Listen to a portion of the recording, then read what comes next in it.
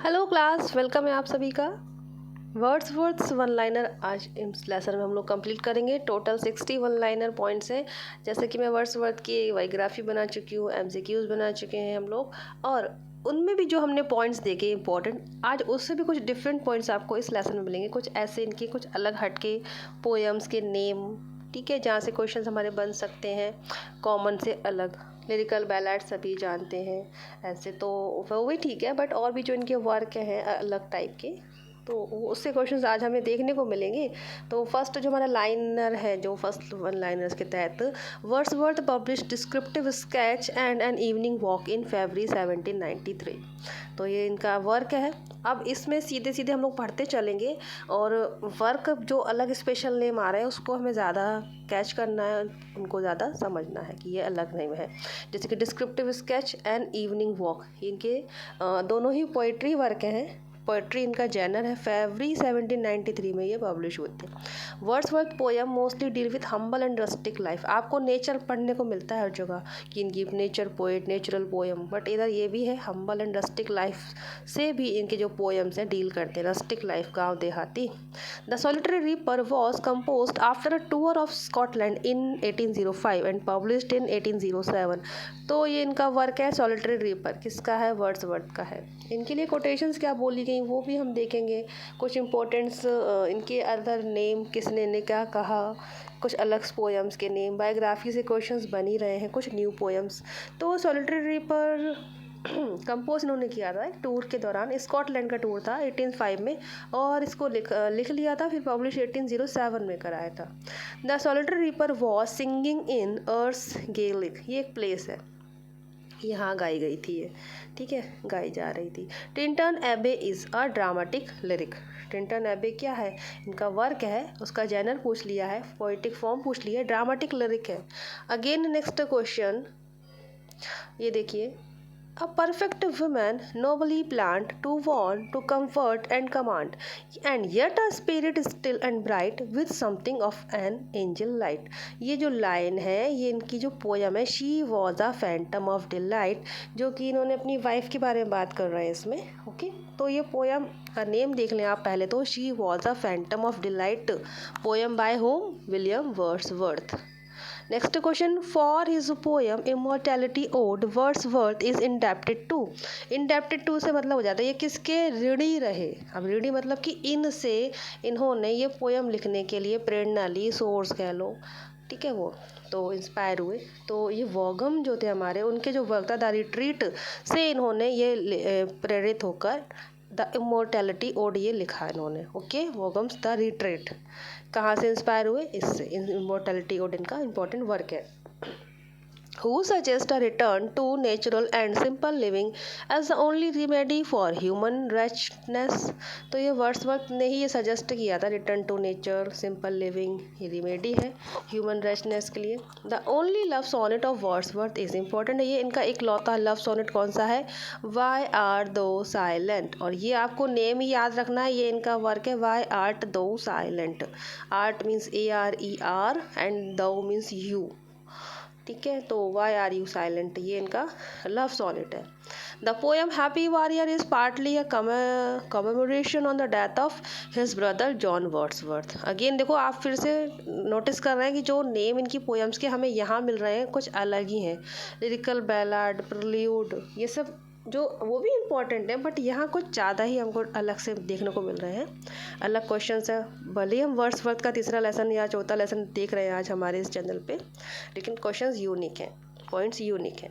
Love sonnet, why are you silent, happy warrior जो इनकी जो पोयम है जो इन्होंने लिखी थी अपने ब्रदर के लिए, his brother John Wordsworth. Okay, and which is Wordsworth first volume of poetry? Descriptive sketch इनकी फर्स्ट वॉल्यूम था। एंड कॉलरिज का नाम ज़रूर आता है, वर्ड्सवर्थ पढ़ते हैं तो, क्योंकि इनके फ्रेंड थे।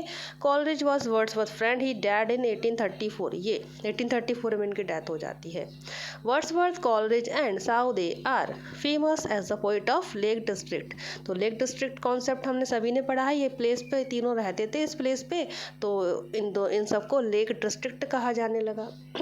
लेक पोइट कहा जाने लगा, लेक डिस्ट्रिक्ट में रहते थे। The prelude is said to be the, अब प्रील्यूड इनका जो वर्क है क्या कहते हैं उसको, इनकी ऑटोबायोग्राफी है वर्ड्सवर्थ की, स्पिरिचुअल ऑटोबायोग्राफी।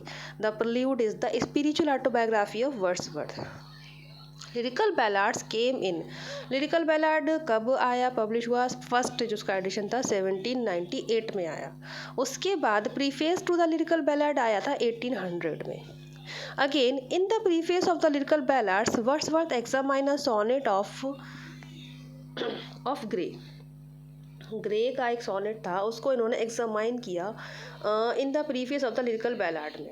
तो वो कौन सा था वो sonnet, that is on the death of Richard West. ठीक है, इस सोनेट को एग्जामाइन करा है जो कि ग्रे का था ये। A poet is a man speaking to man, ये किसकी कोटेशन है, वर्ड्सवर्थ की कोटेशन है। A poet is a man speaking to man. Wordsworth added an appendix to the preface to trace out the history of poetic diction and to point out the defects of the neoclassical poetic diction.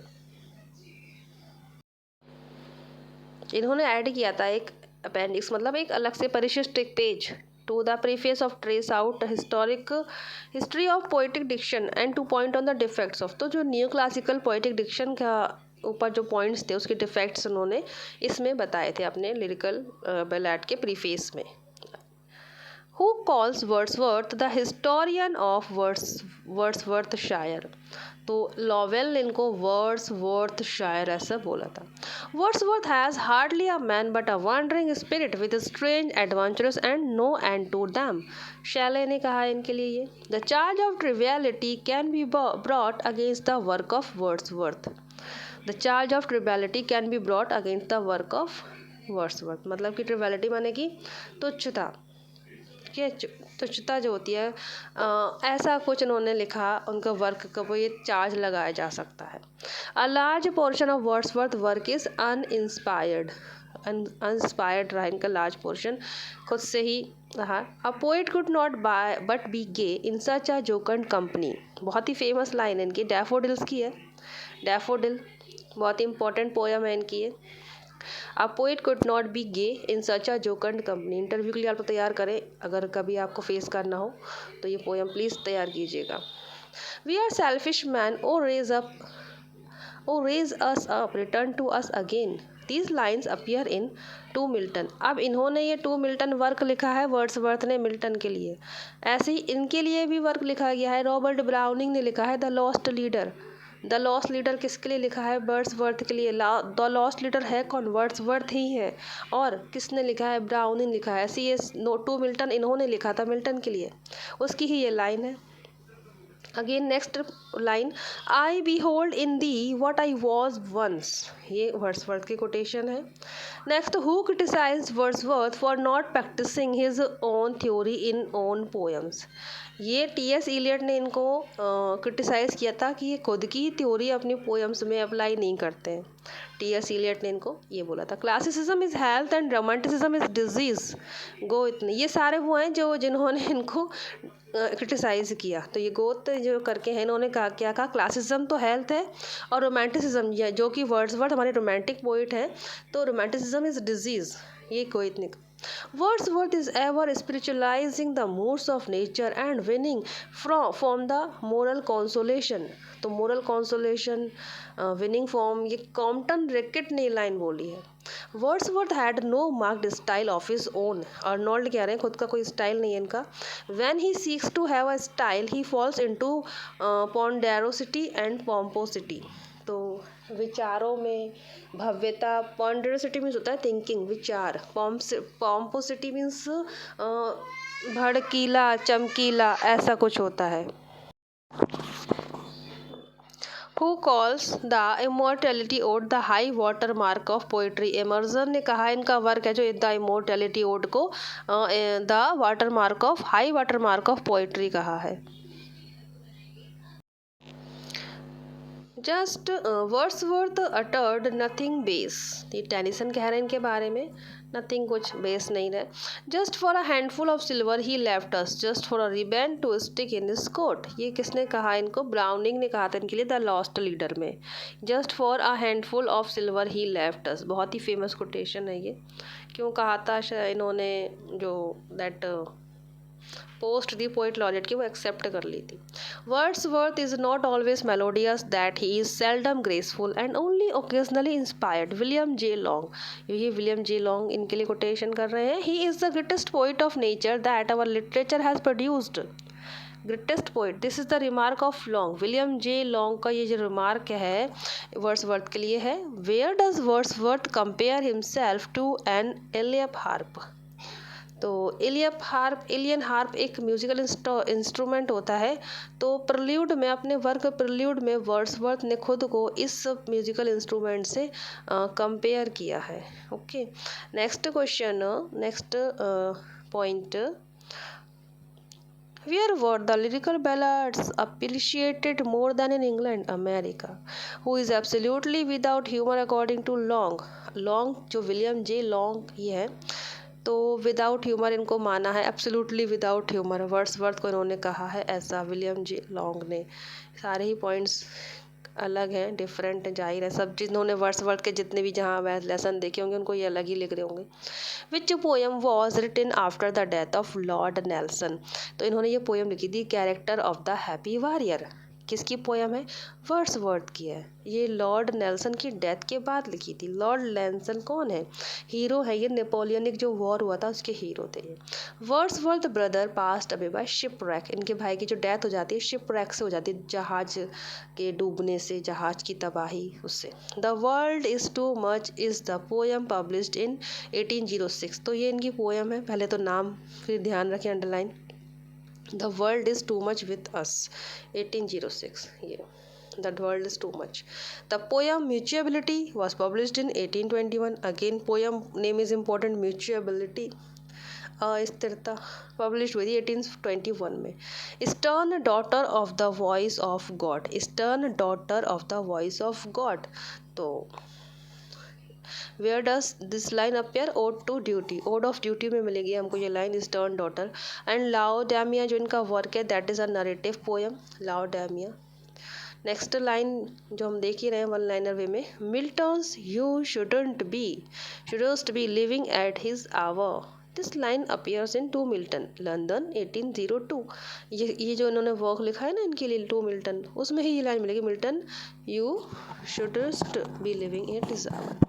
Again the soul was like a star and dwelt apart, which whose soul is Wordsworth referring hair.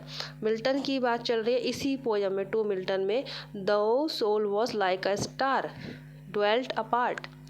Okay, important है ये सारे। The influence of nature का other title क्या है? Ruth, RUTH, the influence of nature, और रथ other title या alternative title. Coleridge was the first to criticize Wordsworth's theory of poetic diction in Biographia Literaria. Coleridge पहले ही थे जिन्होंने Wordsworth की theory को, पोएटिक डिक्शन की थ्योरी को क्रिटिसाइज़ किया था बायोग्राफिया लिटरेरिया। उनके फ्रेंड थे, देखो वही उनका वर्क है ये कॉलरिज का, जिसमें उन्होंने इनकी इस पोएटिक डिक्शन को क्रिटिसाइज़ किया। क्योंकि अगर क्वेश्चन आ गया तो आप कहोगे कि ये तो इनके दोस्त रहे होंगे, नहीं इन्होंने नहीं किया होगा क्रिटिसिज्म, नहीं इन्होंने ही किया था। Wordsworth settled down with his sister Dorothy and Coleridge at Alfoxden, but for the last 50 years of his life lived first at Dove Cottage, Grasmere and finally at Rydal Mount. ये important इसलिए है कि जब इनके नाम बनते हैं कहाँ कहाँ रहे, लास्ट समय पे कहाँ थे, तो राइडल माउंट में रहे होंगे ये, उसके पहले ग्रासमेयर एंड डव कहाँ कहाँ रहे होंगे, है ना। Again what is the sub title of prelude? Prelude का सब टाइटल क्या है? The growth of a poet's mind, very important है, the growth of a poet's mind, sub title of prelude by Wordsworth. And the prelude is in 14 books, 14 books are there. What is the complete title of the poem immortality ode? एक ही हो गया इनका, and Tintern एबे का भी full title पूछ लेते हैं। तो इमोर्टैलिटी ओड का फुल टाइटल है ode intimations of immortality from recollections of early childhood, in which poem Wordsworth calls a child best philosopher, mighty prophet, seer, blessed। तो चाइल्ड को उन्होंने ऐसा बोला है इंटीमेशंस ऑफ इमोर्टैलिटी में। The complete title of the poem Tintern एबे is composed, देखो Tintern एबे का क्वेश्चन आ गया कि टिंटन एबे का कंप्लीट टाइटल क्या है, full title. Composed a few miles away Tintern Abbey on revisiting the bank of the Wye during a tour July 13 1798।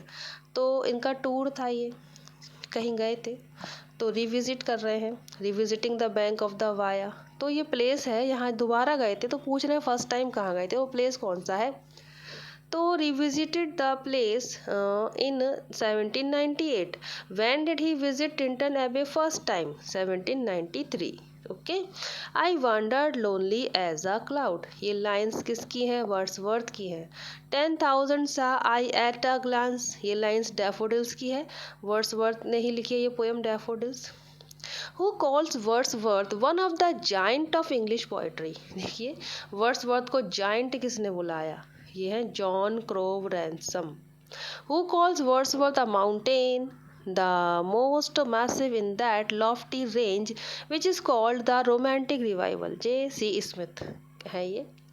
Next, who calls Wordsworth one of the chief glories of English poetry? Arnold ने कहा है इनको chief glories. What does Browning call Wordsworth? Browning ने क्या इनको कहा है? The lost leader. And moral eunuch किसने कहा है? शैले ने कहा है मोरल यूनक। ये तो इजी है, टीजीटी वगैरह में भी मिल जाएगा हमको, शैले बोलते हैं। नेक्स्ट हो गया आज के लास्ट हमारे ख़त्म।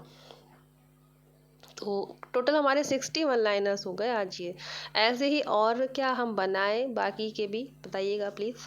And thank you so much for watching this lesson. खुश रहें, पॉजिटिव रहें। जय हिंद।